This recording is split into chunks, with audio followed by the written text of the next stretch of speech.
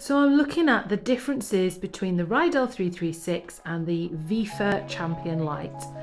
First of all, I'm going to be measuring the backstay of the boot, so from the collar to the top of the heel. I don't quite know what I'm doing here. Oh, just showing me that it is a Riedell boot. So from the top of the collar to the heel is 5 inches. It is in inches because for some reason that's the only measuring tape I've got, but it's 5 inches. Let's take a look at the WIFA boot. Again, from the top of the collar to the heel of the boot. Quite hard to see because it's an all black boot, but it's also 5 inches. So very, very similar in terms of the rise.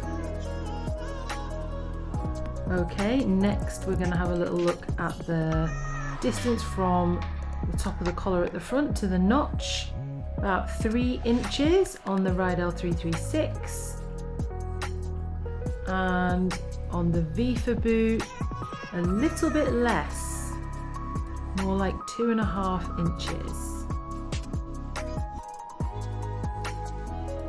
The depth of the notch now, so you can definitely see the Riedell 336, it's a 1/2 inch notch. It's much shorter than the WIFA, which has got a really deep notch. It's about 1.5 inches, so 3 times as big.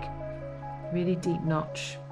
But the WIFA boot, in my opinion, is much stiffer, and it has got a reinforced ankle strips on the inside as well, to make sure that folks doing those high artistic jumps have got properly supported ankles.